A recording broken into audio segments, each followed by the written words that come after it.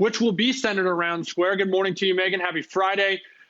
This is one that we love to talk to you guys about because it is one of those tech firms. It's one of those names that, although it's in a legacy space and, in the financial services industry, in payments, it is one that has kind of, changed the game, if you will. And it's brought access to so many small businesses that, maybe relied on some, older, more dated technology. And of course, all the things it's doing with its Cash App. Yeah, Square is one of our favorite names to talk about too. When we look at this, especially in our data, the consumer-facing side really presents itself. So specifically, Cash App. Whenever we're looking at even the digital online store offerings that they have for the small businesses. So people that are connecting and using one of Square's platforms to conduct transactions. And what we see is cumulatively all of these purchase intent mentioned. So the usage of those different platforms is pacing up about 111% year over year. That's just insane. I think that you can see this on the green line here, and you can obviously see the huge recovery and then rally of the stock since falling in March. And what we're seeing is extreme strength in Cash App and any of their digital offerings. And so I think that this is something that Square is really pivoting well into this digital atmosphere that we're in right now. And this is something that we're going to watch moving forward to see if they can keep it up and continue this tremendous growth rate. Megan, we have LikeFolio on a lot where they bring up divergences in the consumer purchase intent and maybe the price of the stock, right? There's no divergence here. Both are extremely positive. But here's my question. Square has a huge presence in small brick and mortar companies that have probably been hit pretty hard by the coronavirus and the closings. So is Cash App that popular and that strong that it's basically overcoming that weakness in traditional brick and mortar small companies that Square is so dependent on? Yeah, that's a really good question. I think the company came out and said that some of the revenues from these card-heavy activities, so where you actually have to physically go in and swipe a card, was down as much as 60% in some industries, heavily tilted to the retail and food and things of that nature. But then in other industries like home improvement or services and things of that nature, that things were doing okay.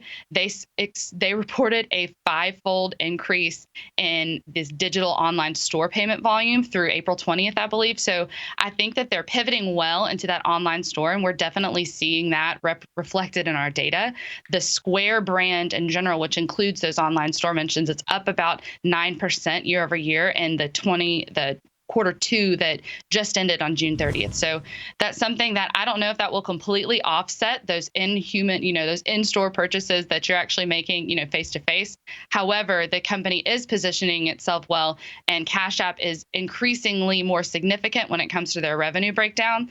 And so I think that this is something that they're moving in the right direction. So we're going to continue to watch to see, okay, can they continue to execute, and can they continue to pull more people into their ecosystem?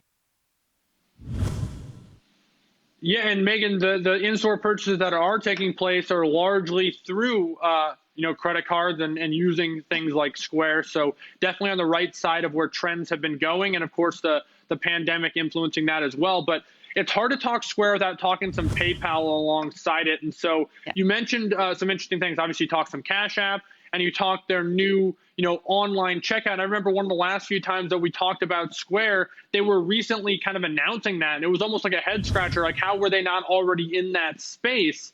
And it's almost like they're following the PayPal route. We know PayPal has Venmo. It was almost like first to market alongside Zelle and the Chase Quick Pay kind of stuff.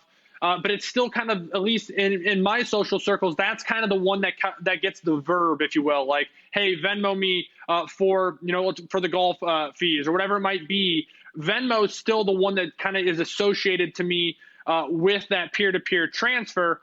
But then PayPal was always the one that you could, check out with PayPal if you're buying something online. It already has your information in there, as opposed to filling out this form as checking out as a guest. And it sounds like Square is moving into more of that model, and the market's rewarding it as more. There's maybe more growth potential when you're just entering a market than if you're already an existing player in that market. Yeah, you bring up a lot of really good points. When we look at Cash App versus Venmo, we definitely see Cash App with a more rapid growth rate, but Venmo obviously is still growing. I think that purchase intent mentions for Venmo were up 46% year over year. So peer-to-peer payments, both that's on the rise. But I think what Cash App brings to the table is they're trying to be a complete digital ecosystem. So they want you to, be able to direct deposit directly into their app.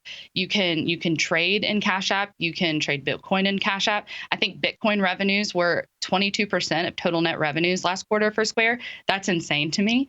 But I think that is kind of the differentiator between Venmo, whereas Venmo is just that peer-to-peer payment. But you're right, Venmo is the verb whenever you look at it that way. From a PayPal versus Square in the digital store perspective, it's interesting because I think that a lot of purchases that consumers make, they're making on websites that Square has enabled them to build. So they may not even realize that they're interacting with the Square platform, with the Square payment processing like like PayPal, simply because Square's idea is to allow these companies to completely build out their digital ecosystem on their platform. That's why they acquired Weebly a couple of years ago. We're seeing the Weebly mentions, this website, this online e-commerce building.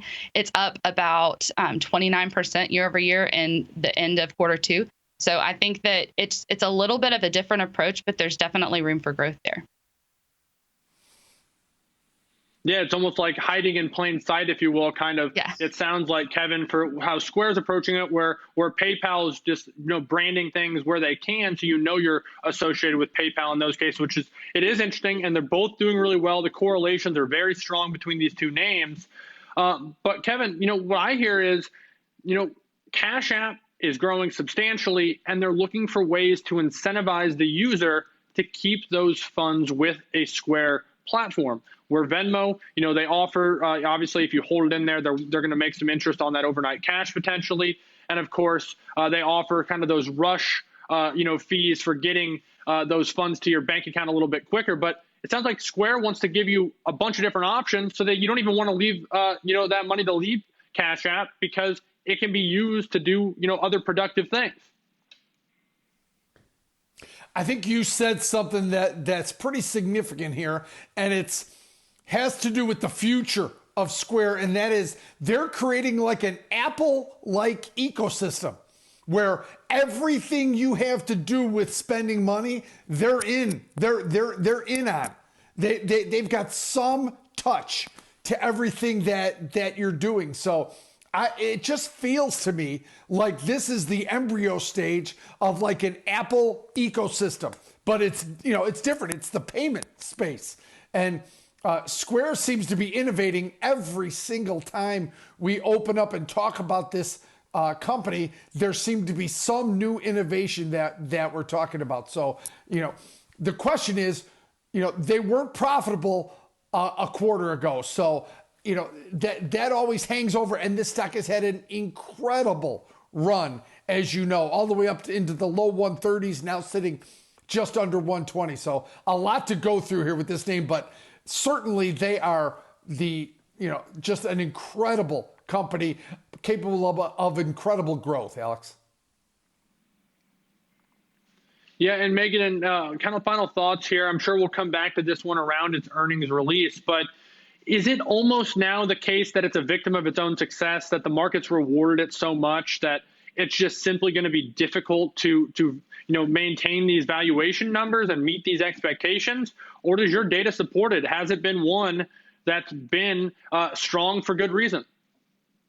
I think that if it's possible, there's a little bit of both. Whenever you look at that purchase intent chart that we looked at earlier, the correlation is uncanny. You see rapid growth in demand alongside the rapid uptick of the stock value.